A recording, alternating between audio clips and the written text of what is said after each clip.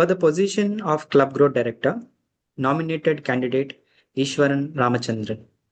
Would you like to begin with an opening statement or shall we proceed directly to the questions? I would like to begin with an opening statement. Please go ahead. I have been inspired by several leaders in my corporate journey and in Toastmasters, and I am here to emulate some of them, follow their footsteps as well as good steps. Thank you. Over to you. What is your strategy for sustainable club growth? To make sure that the sponsors and the organizations, in the case of corporate clubs or the institution clubs, fully aware of Toastmasters and not treat Toastmasters as just another learning and development program. They need to understand that Toastmasters is a long-term investment that they are making. When they understand this fully, they'll be aligned with how Toastmasters will function. When both the ends meet, we are going to create sustainable clubs. There are several clubs that have been there for 10 years, 15 years. They are the role models for the new clubs that we should quote so that the new clubs that we charter will also remain sustainable. What, according to you, is more important, retention or growth, and why? When you have growth, retention will come automatically. Why would I remain in a platform when I do not see a growth? Now, I have been in Toastmasters for the last 6 years, and I have risen from just a member to what I am today.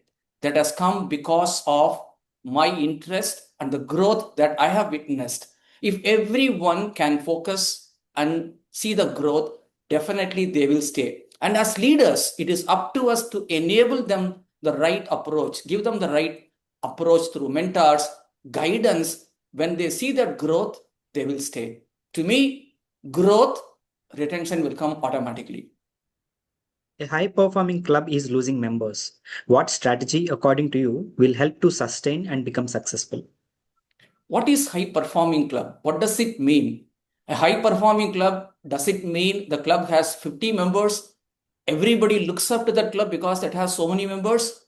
Or has it achieved President Distinguished? Okay, now Sweatley Distinguished has come. Has it achieved President Distinguished for the last 10 years? How do you define a high-performing club? Or has the club been producing a lot of champion speakers or the district leaders? So there are several reasons or several categories under which I would call a club as high-performing club.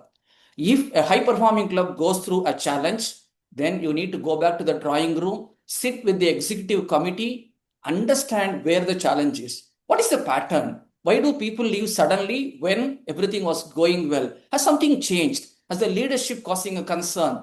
These are the things that the higher leadership should do, of course, through the division director and area director, not directly. Once these are understood, I'm sure we will have a solution to bringing them back.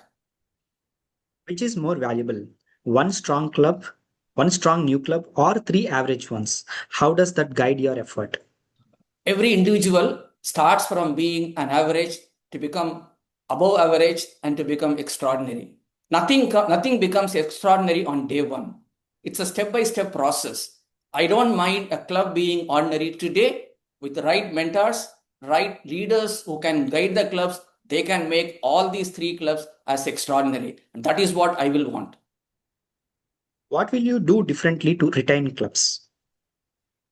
Show by example, visit them, talk to them, give them the case studies. Some of the clubs, how do they do so well? Not just in our district, but beyond our district. Quote those live examples. Those are the inspirations. Whatever stories you tell, when you give the actual examples, that is where people will get inspired. To me, nothing is impossible. It's all about how you put things in place, show them the value, then you can retain clubs. It's all about you be the leader, you show the way, and then everybody will follow you. They will listen to you. For that, I think being ethical, following the value system, following the principles of Toastmasters, RASC, are so important. When you do that, you will be able to make a difference. How do you measure your success in this role? You mean in the current role that I will take? Okay. My success will depend on the inspiring leaders, the leaders that I'm going to create using my position. A leader is one who creates leaders. If I could create leaders who will lead the district, that is my success. What are your top 3 goals? Top 3 goals: take District 229 to pinnacle of heights, make sure everybody grows together, and leaders set an example for the followers to come. Thank you for your responses. You may now leave the meeting.